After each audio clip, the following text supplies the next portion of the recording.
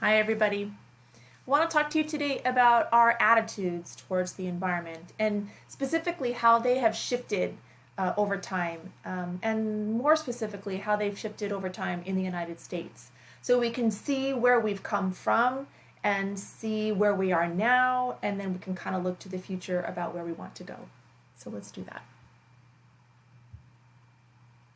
Okay. So this shows, I'm going to pop out here. This shows a picture of a log jam on the St. Croix River in Minnesota. And you can see from this picture that, okay, so first of all, this is a river, right, full of trees. And there's so many trees in the river that they're jammed up, right? So if you look to the hillside in the back of the picture, towards the back, this is where the trees were cut down from. And in the olden days, they would cut the trees down and then roll them or slide them or drag them down the hills into a nearby river so that they could float them very easily towards the sawmill downstream so they could be cut into lumber for building houses or whatever.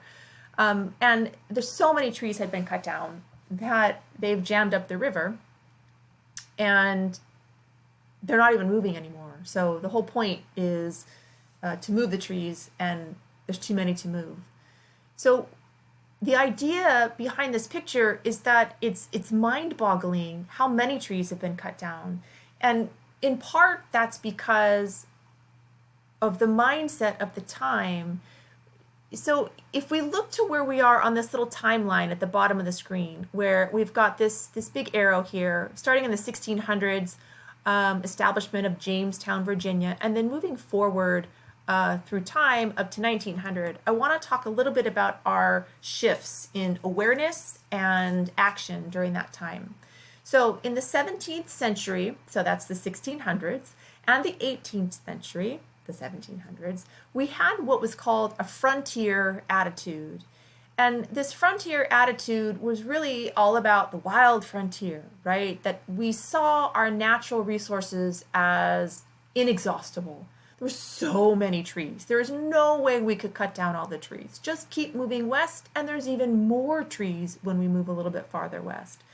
And so it wound up that Americans began to foster this idea that our natural resources were unlimited, really. And of course, we know they're not, but this is where we were at the time. If we fast forward in time, and come back here, and we follow our little timeline here along the bottom of the screen, we're moving out of that frontier attitude, and we're finding ourselves here in the late 1700s and up to mid 1800s, so right in this range. And I want to talk about, in the 19th century, how there were additional voices that began to raise concerns over how we were treating the environment. So I want to start with this first person here on our timeline, John James Audubon. So John James Audubon was an artist. He was a painter, and he painted wildlife and he painted landscapes. And here he is. He was a hunter. He went out into the wilderness and made these beautiful paintings and brought them back into urban centers and shared them with people. And it is in this way that he was able to show a large portion of society what the wild lands looked like, and that they were beautiful and full of amazing creatures, and they deserved our protection. And so people began to see that life out there in the wild was absolutely amazing. And he was a big voice, a big proponent for protecting the environment during that time. But he wasn't a scientist, right? He was an artist. If you're familiar with the name Audubon, our current day Audubon Society for birds and waterfowl, it was named after John James Audubon, but he was not a part of that movement, but he inspired it. Okay, so let's move forward a little bit and let's talk about Henry David Thoreau. So that name might be familiar to you. Now here's an author, right? Not a scientist or a politician or a legislator, but an author now, following in John James Audubon's footsteps in providing education for the general public about what nature might be like. So he wrote a lot. He wrote about the simplicity of living out in natural surroundings. And I just kind of want to share this with you. Let me pop out here and give you an idea of how his work influenced people and changed their mindset about the environment. So he writes Walden, right? A Life in the Woods. And he goes and he lives in this rural environment. I went to the woods because I wanted to live deliberately. And he writes while he's out there about the simplicity of life in nature. And it was compelling. Here's one of my favorite quotes from this text, if you haven't read it. And I think it's so applicable to today. He writes, simplicity, simplicity, simplicity. I say, let your affairs be as 2 or 3, and not 100 or 1,000. Instead of 1,000,000, count half a dozen, and keep your accounts on your thumbnail. Now, the language is a little bit older, it's true, but the sentiment is so valid today. Simplify, simplify, right? Just do a few things, do a couple things. People ate this up. They loved the text, they loved his work, and they began to see their environment as inviting and peaceful, and not something that needed to be conquered. Let's finish up our 19th century, folks, with this man, George Perkins Marsh, right? Bringing the beard back. This gentleman wrote a book called Man and Nature. Sorry, ladies, Man and Nature. And the beauty of this text can't be overstated. And one of the main tenets of the text is that he is arguing for and recognizing the interrelatedness of humans with environmental systems, right? So today, I think most of us understand, even on some level, that humans are a part of their natural environment, that we are a part of our ecological systems, and we are affected by our ecological systems, and we also affect our ecological systems. People didn't really understand that back then. So this book was groundbreaking in the idea that you might actually be a part of your environment, that you might affect your environment, and your environment might affect you. So it was pretty amazing at the time. And one of his well-known quotes is this: "The great question, whether man is of nature or above her," right? And so it's a really lovely sentiment, and it was a very important work at the time. And along with Henry David Thoreau and John James Audubon and lots of others, the point I'm trying to make is that during this 19th century, in the 1800s in the United States, people began to shift about their outlook on the environment. They began to see it as beautiful and worth protecting. They began to see that resources might not be unlimited, and we began to move away from that frontier attitude. And they began to see that nature could be inviting and peaceful and affect your personal life, and maybe mental health, and also that we were a part of nature. And these were all really forward-thinking ideas and really sort of out-of-the-box ideas at the time. Okay. Let's move forward a little bit in time to the late 1800s now. We're in 1872. And as a nation, we have decided that we have areas of our country that we find so beautiful and so compelling that we want to protect. And we decide to establish a national park. Now, the national park, the first national park in the United States, is the first national park in the entire world. And who knows what that is? Do you know what that is? Maybe you've been there. Yellowstone National Park. Absolutely. It's an amazing piece of property. It is so beautiful and so compelling. And so this becomes the first national park in the United States and the first national park in the world. And mainly because Americans decided we have these beautiful places and they need our protection. What a shift. What a shift in mindset and understanding from our Frontier Attitude days. We moved forward in time and we loved Yellowstone so much, we decided to conserve more property. So in 1890, still in the 19th century, we get 2 more national parks, and we get what's called the Yosemite National Park Bill. And this piece of legislation gave us 2 national parks. Yosemite National Park, shown on the right with Half Dome, and that's the northernmost of the 2, the one closer to DVC. And southeast of that is Sequoia National Park. And both became national parks and were protected legally by the Yosemite National Park Bill. So we're finding ourselves in this period of time where we are valuing our environment. We know our resources are no longer limited. We find it beautiful, compelling, peaceful, worth saving. And this is such a huge mind shift from where we were. So let's move us now out of the 19th century, the 1800s, and into the 20th century, the 1900s. And we see that both conservation and preservation arose within the 20th century. And we'll talk a little bit about those terms and how they're different and what they mean. So let's start with this. We've got a bunch of trees growing in the area, a lot of forests, and we began to see that cutting them down at an amazingly fast rate was detrimental to their recovery, to their rejuvenation. Think back to that picture of the log jam on the St. Croix River. And so we decided that we needed an agency in the United States to be responsible for managing appropriately our timber resources. So in 1905, we established the United States Forest Service.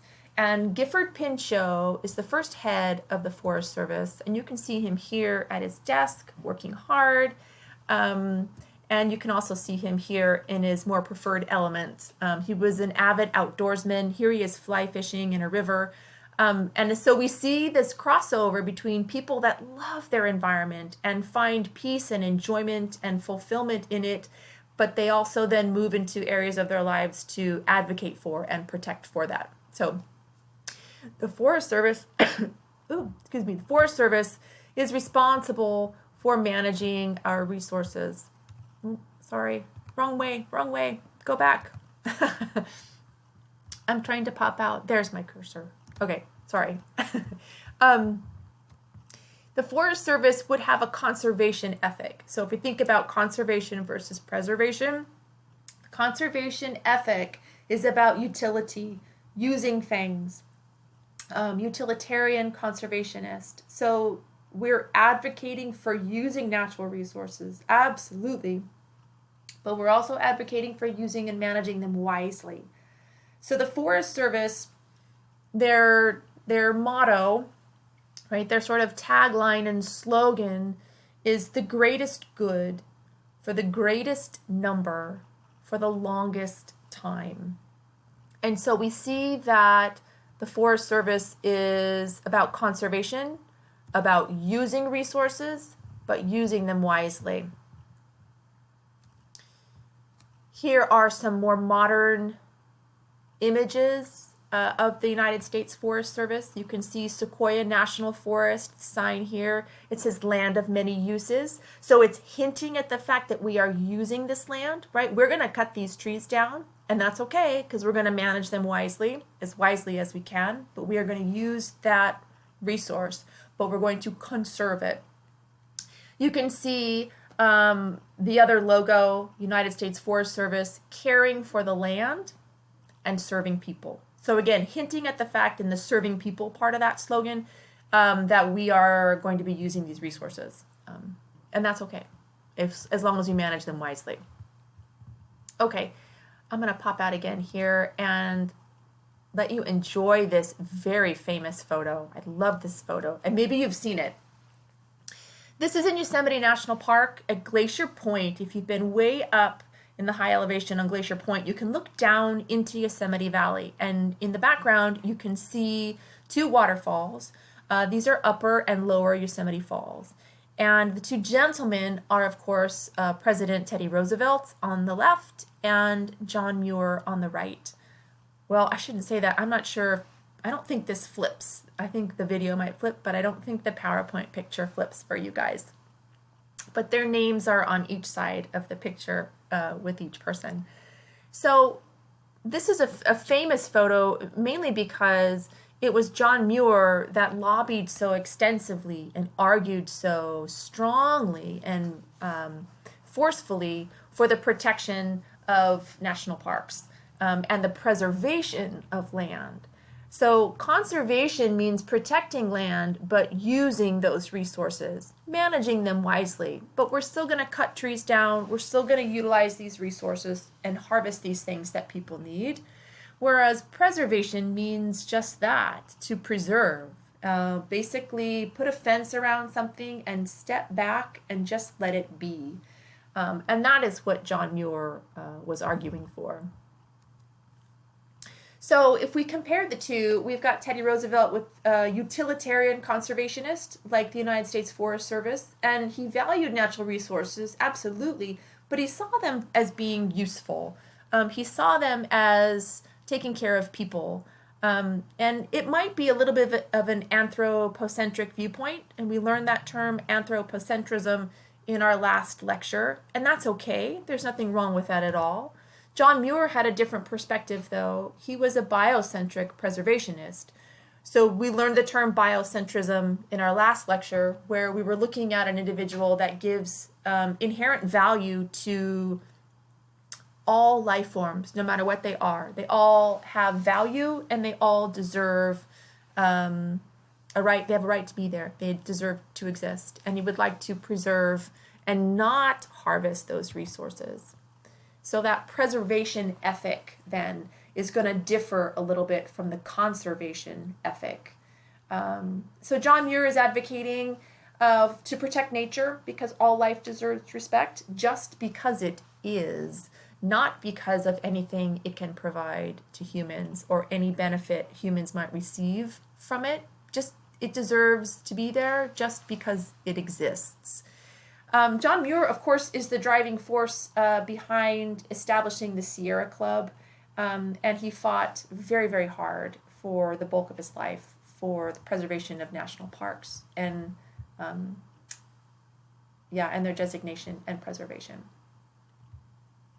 Okay, a couple more things to remind us of the power of many voices in the shift of paradigm, really, a shift in a consciousness of how we see our planet and our resources.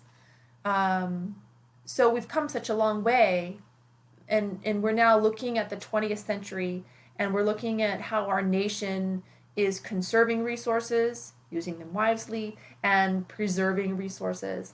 And we have lots of other voices. Aldo Leopold is also highlighted in your textbook. And he wrote this fabulous book called the Sand County Almanac. It's a great read. It's a quick, easy read. And if you like to be outside, it's one of those books where you kind of feel like you're outside just by reading this book. So it's a lovely read. And in this text, he urged people to view themselves as a part of nature, right? And I want to highlight that. So I've got those words in bold and nice and big, so we remember that his voice was trying to argue for the fact that people need to see themselves as a part of nature. Not unlike what George Perkins Marsh did way back when in Man and Nature, that we're interconnected with nature. We're a part of nature, not separate from it or above it. And he's urging us to maintain the integrity, the stability, and the beauty of the biotic community. And this writer had a huge impact on how society began to view their environment, as did this gentleman. This is Wallace Stegner. I love Wallace Stegner. He's no longer with us, but he was a prolific writer, wrote a ton of things. But the thing that I want to highlight here for our purposes is his wilderness essay. So in 1962, Congress is deliberating about something called the Wilderness Act. Now, it eventually passed in 1964. Spoiler alert, we have a Wilderness Act and we have designated wilderness areas, which we'll talk about later in the semester. But his essay was pivotal in the congressional approval of this act, in voting this act into law. So I want to emphasize the fact that so many voices are influencing our collective movement as a nation forward, our collective consciousness as a nation in how we see our environment, that you could read a book, or in today's world, you could watch a film, listen to a song, and be moved in a way that might change your perspective. And all these voices are really valid and part of our journey. So I wanted to talk about it, even though we spent a lot of our time talking about science. So we don't have time to read the whole essay, but this is a portion of the essay that I love so much that it's worth highlighting and actually reading. And he says, something will have gone out of us as a people if we ever let the remaining wilderness be destroyed. We simply need that wild country available to us. Even if we never do more than drive to its edge and look in. Even if we never do more than drive to its edge and look in. And there's something really powerful about that, because even if you never see that wild land, you know that it's there. You don't even have to drive to the edge and look in. You know that it exists, and there is a value in that. And we'll talk about existence value and things that don't have a monetary or an economic value, but they have value in other areas, right? Those priceless things. So it was a really pivotal piece of work, this wilderness essay, and it influenced the trajectory of our nation, right? Okay, and one more person that you might already be familiar with, and that would be Miss Rachel Carson. Rachel Carson is best known for her book, Silent Spring. Now, this published in 1962, right during the same year when Wallace Stegner's wilderness essay was hitting the presses as well. This book is oftentimes credited with kickstarting the environmental movement back in the 60s and 70s. The book talks a lot about the chemical industry and how that affects and continues to affect our natural environment. And of course, the title, Silent Spring, is because of all the pesticides we were using during the 50s, the 1950s. They were killing not only the pests that they were intending to kill, mosquitoes and whatnot, but they were also killing the songbirds. And so the spring, which should be full of bird song, was not. It was silent.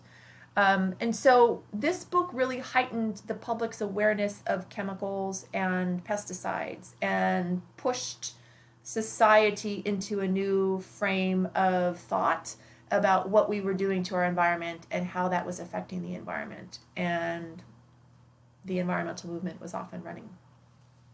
So I think it's a really wonderful thing to do, to look at all of the voices that are part of that environmental movement and see that they all matter, see that they all have a place.